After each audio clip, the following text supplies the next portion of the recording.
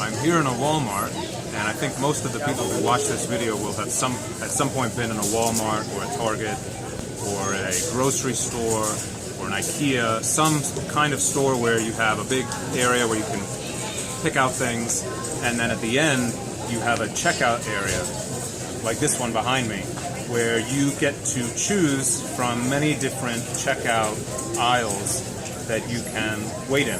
And in this case, I think they have about 20 choices that you have. And most people, when they get to the checkout aisles, they have certain heuristics that they use to decide which line to wait in. So for example, a lot of what people do is they look at which line is the longest, and they say, I'm not going to wait in that line. And then they look for the line that's the shortest, and they say, all right, I'm going to wait in that line. Now, but of course, there's a problem with that, which is what happens if the shorter line has people in it that have more stuff in their cart, and so it might end up taking longer with that shorter, physically shorter line. It might end up taking longer than if you had chosen a line that looked longer, but in fact everybody in it had fewer things, and so that line went faster. So you can see that there's some room for improvement. People don't always make the perfect choice. Now, that's the reality. That's the way things actually work. But suppose for a second that there was a creature, like a mouse or a cockroach or an ant, that made much less money than you do, much less money than you do. So that small amounts of money were actually very useful to this creature. Now suppose this ant can speak English normally, it has the normal human faculties, just for the sake of the analogy. And suppose this ant spends all day at this place, this grocery store, the Walmart, and it just spends all day watching the aisles. And after a while, it starts to recognize which aisle tends to move faster, or it starts to be able to predict which aisles are the ones that you want to go into. Now suppose this ant comes to you and it says to you, I'll make you a deal. For the next year, every time you come to the Walmart, I will recommend the aisle that you should wait in. And for every 5 seconds that I save you, I want you to give me one of those seconds. And I want the dollar equivalent. So for example, if your time is worth $25 an hour, I want you to give me $5 for every hour that I save you. So for example, if over the course of a year, this ant saves you an hour, so you spend an hour less waiting in line, then you would pay the ant $5. So I don't know about you, but if I could pay $5 to avoid waiting in a line for an hour, I would do that. So it's a pretty good deal. One question you might ask is, well, how do we know if the ant is actually saving me time or not? And what you could do is you could measure the average amount of time that each person spends waiting in line. And then you could use that as a bar for the ant to beat. That is actually a very useful analogy for the stock market. The way that the stock market works is, in this case, the people waiting in line in the stock market are pension funds. And the little ant in the stock market is a hedge fund manager.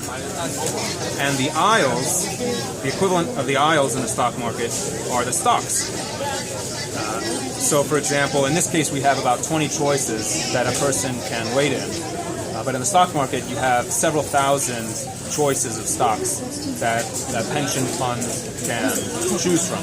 And for those who don't know what a pension fund is, it's just a way for people to get together and save their money together and invest it together so that when they retire, they will have money to use as their pension. So for example, they have teachers' pensions and postal workers' pensions, I'm guessing, and government employee pensions. And these pension funds are huge. They're huge compared to individual people. So for example, typical pension funds are tens or hundreds of billions of dollars. And the biggest pension funds have trillions of dollars. So compared to an individual person, these pension funds are mammoth. It's really similar to the difference between an ant and a person, maybe even greater than that difference.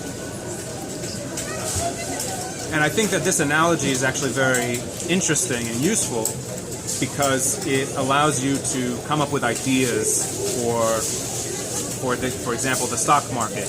You can look at the way things work in this situation and ask whether or not they work the same way in the stock market, and vice versa. So you can look at, for example, you can look at innovations in the stock market and ask if those same innovations might be useful in these checkout lines. Or you could do the opposite. You could look at innovations in the checkout lines and see if they might be useful in the stock market. For example, in these stores, there's very often, or not maybe very often, but occasionally you'll see an employee whose job it is to recommend the aisle that the person should go to next. I don't think that there is an analogous entity in the stock market. I mean, we do have rating agencies whose job it is to rate particular, I don't know if they rate stocks, I know they rate bonds. So I think that's somewhat analogous, but there isn't really an entity who's telling pension funds specifically which stocks to buy or which bonds to buy. I think the rating agencies are about as close as we get.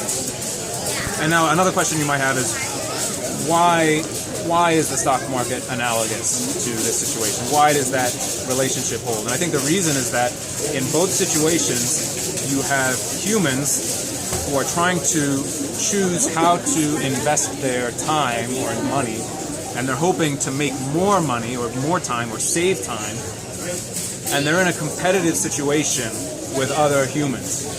So for example, in this case, if there's an empty aisle and I go there and I wait in that aisle, no other human can then have that same deal that I have, right?